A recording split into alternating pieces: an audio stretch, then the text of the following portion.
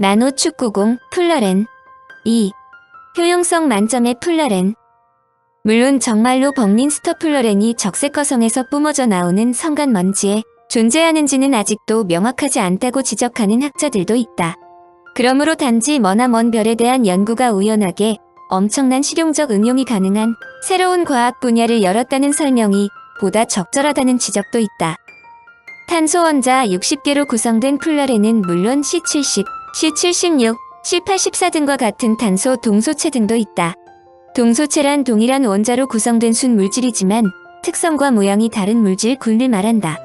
비록 동일한 원자로 구성되었어도 원자들의 결합 방식 또는 원자의 개수가 달라지면 전혀 다른 특성의 분자 혹은 물질들이 생성된다.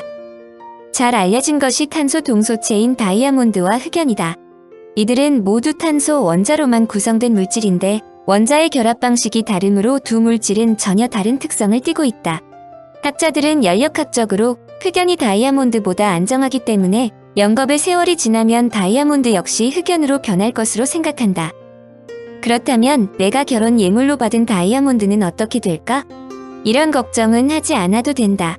변화 속도가 워낙 느리므로 결혼 예물로 받은 다이아몬드가 흑연으로 변하는 것을 볼 수 없기 때문이다. 플러렌 내의 탄소 원자 간의 결합은 다이아몬드 혹은 흑연에서 탄소 원자들 사이의 결합과 다소 다르다. 플러렌의 각 탄소 원자는 또 다른 세 개의 탄소 원자와 결합되어 있다. 플러렌에는 두 종류의 탄소 결합이 존재한다. 정오각형과 정육각형이 맞닿아 만들어지는 결합과 육각형과 육각형이 맞닿아 형성되는 결합이다. 그 결합의 세기와 길이도 다르다. 반면에 다이아몬드의 각 탄소 원자들은 4개의 다른 탄소 원자들과 3차원 공간에서 모두 균일한 결합을 한다. 다이아몬드의 단단함 역시 이런 독특한 결합 특성에서 나온다. 반면에 흑연의 탄소 원자들은 2차원의 육각형 모양으로 탄소 원자들이 결합된 망상 구조를 하고 그런 망상 구조의 평면층들 간에는 약한 탄소-탄소 결합을 이루면서 3차원 공간을 채우고 있다. 평면층 간의 결합은 약한 힘만 주어도 끊어질 정도로 매우 약하다. 종이 위에 연필로 쉽게 글씨를 쓸 수 있는 것도 이런 결합 특성 때문에 가능한 것이다. 여하튼 플러렌은 다이아몬드와 흑연에 이어 탄소 결정으로는 세 번째로 알려진 형태였다. 플러렌은 우리들 주위에서 간단하게 볼 수 있다. 분젠 버너에서 나오는 보통의 검대는 물론 촛불과 등유를 태우면 얼마 지나지 않아 벽지가 시커멓게 변하기도 하는데 이때 벽지를 검게 만드는 것이 탄소 동소체들이다. 이것은 우리들 모두가 이미 플러렌을 보았거나 만져본 적이 있다는 것을 의미하는 것이다. 특히 미국의 아리조나 대학교의 호프만은 암석 중에서도 플러렌을 발견하여 각광을 받기도 했다. C70의 구조도 알려졌는데 이것은 오각형은 12개가 있지만 육각형은 25개가 있는 것으로 럭비 공과 모양이 비슷했다. 한편 많은 플러렌족들이 버닝스터 플러렌이 발견된 이후에 만들어졌고 심지어는 540개의 탄소 원자를 갖는 구형도 발견되었다. 보통의 필름은 빛의 강도에 비례해서 감광된다. 그러나 플러렌을 쓰면 이와는 다른 특성이 생긴다. 즉 빛의 강도에 비례해 천천히 어두워지는 것이 아니라 빛의 강도가 일정 수준을 넘어서면 불투명해져 버리는 것이다. 이 특성을 이용하면 지나치게 강한 빛으로부터 사람과 기계를 보호하는 방법을 찾을 수 있다. 광 스위치와 광변조기만을 쓰는 광통신망도 가능해진다. 빛을 이용한 디지털 프로세서도 만들 수 있다. 학자들은 컴퓨터의 경우 플러렌을 이용하면 소규모이면서도 상상할 수 없을 정도로 빠른 반도체를 만들 수 있다고 생각하고 있다.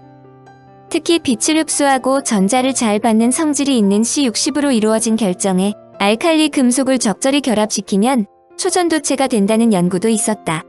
다른 물질과 어떻게 섞느냐에 따라 도체, 반도체, 초전도체의 기능을 나타낸다는 것은 이들의 활용도가 무궁무진하다는 것을 의미한다. 또한 둥근 축구공 모양을 하고 있기 때문에 세상에서 가장 작은 베어링으로의 가치도 인정받고 있다. 플러렌은 축구공처럼 생겼으므로 속이 비어있어서 세장이라고 불리기도 한다. 의학계에서 플러렌을 주목을 하는 것은 플러렌 축구공 안에 약재를 주입한 후 체내에서 적당한 시기와 위치에서 문이 열리는 약품도 개발할 수 있을 것으로 생각하기 때문이다. 축구공의 바깥쪽에 첨가되어 귀를 형성하는 버니볼이라는 물질도 이미 개발되었다.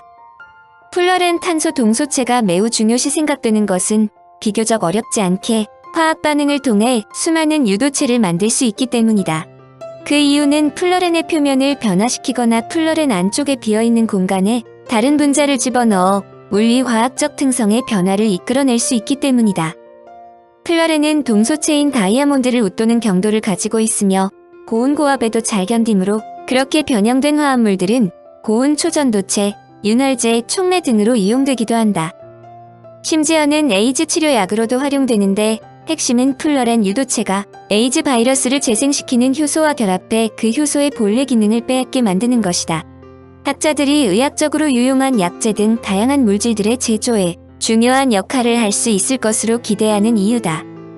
플러렌이 앞으로 인간들에게 많은 기여를 할 것으로 추정하는데 당초 검댕이의 특이성에 대해 논문을 발표한 허프먼과 크라취머를 제치고 3명이 노벨 화학상을 받았다는 것은 노벨상에서 매우 중요하게 다뤄진다. 노벨상을 수상하기 위해서는 처음의 발견도 중요하지만 그 발견이 의미하는 뜻을 발견한 사람에게 보다 큰 업적이 돌아간다는 것이다.